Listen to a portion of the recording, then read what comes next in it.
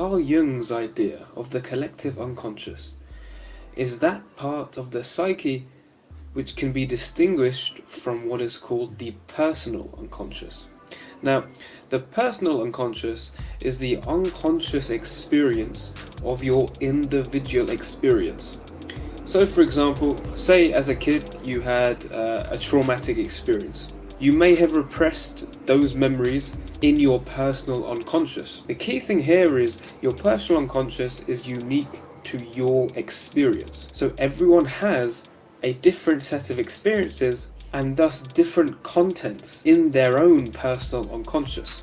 The contents of the collective unconscious have never been individually acquired as in the personal. There has been no direct experience like having a traumatic experience. That time, for example, your mother screamed at you and you've repressed that memory.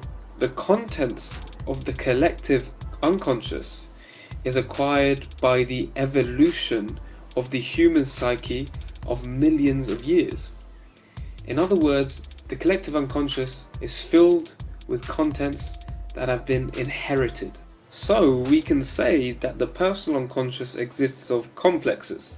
So for example, because your mother screamed at you, that has developed an inferiority complex within you.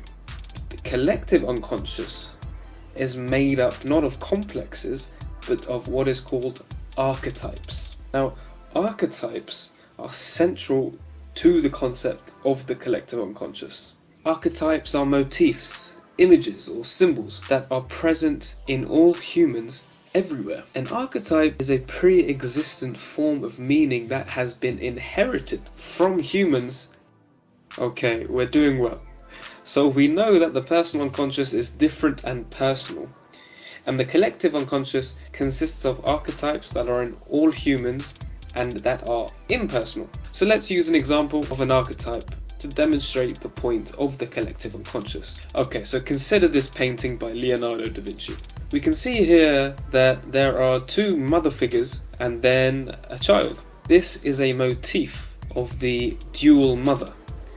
The dual mother is an archetype found in different forms, in different contexts, across time and place, consistently in mythologies and religion. The dual mother archetype is similar to that of the dual descent. The child here, which is actually Christ, seems to have descended from both human and divine parents. At least that's what the picture is portraying.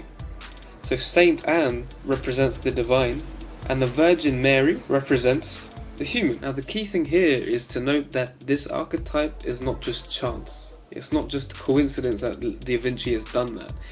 He may well have been unconscious of the fact that he was drawing an archetype, but his unconscious knew. So how can we test this hypothesis so that it just wasn't up to chance? Well, we should probably look to history. So let's use another example. So there is a story where Hercules, the Greek god, received immortality through being unwittingly adopted by Hera. The motif of the dual descent, one by the divine, since he was a son of God, and one of human, being adopted by Hera. You see, this is essentially the same as the two mother figures in Da Vinci's painting. They are dressed up in a different way, but they are the same archetype. Okay, let's use another example. So that was a myth in ancient Greece, but the dual descent was actually a ritual in ancient Egypt. So when a pharaoh was born, pharaoh was believed to be both human and divine by nature.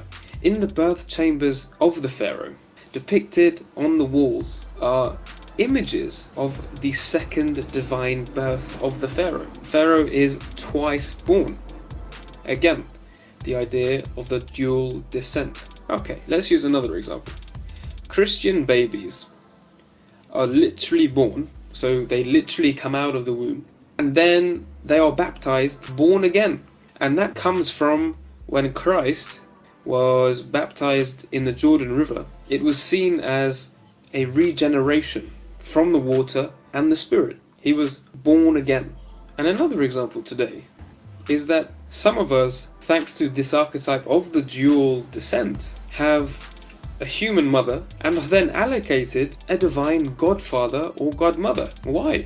Jung is saying here that this is not just down to pure chance.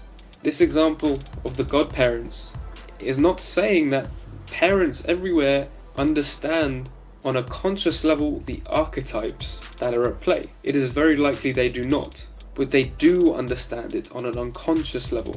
But why do they do it on an unconscious level then? Why is it a part of the culture? And Jung says because in all human psyches across time and space, there are collective ideas of the same archetypes. And in this case, the archetype is of the dual descent. This is the basic idea of the collective unconscious, that across different civilizations, different time periods, without interaction, the same archetypes are brought forward in their art, in their paintings, in their mythology, in their religions, in their stories. They understand not necessarily on a conscious level, but do on an unconscious level. They might say things like, it's what we've always done, or it just feels right. This is the way of the unconscious manifesting itself in conscious reality. The archetypes are everywhere. They are just wearing different clothes of the culture they are in.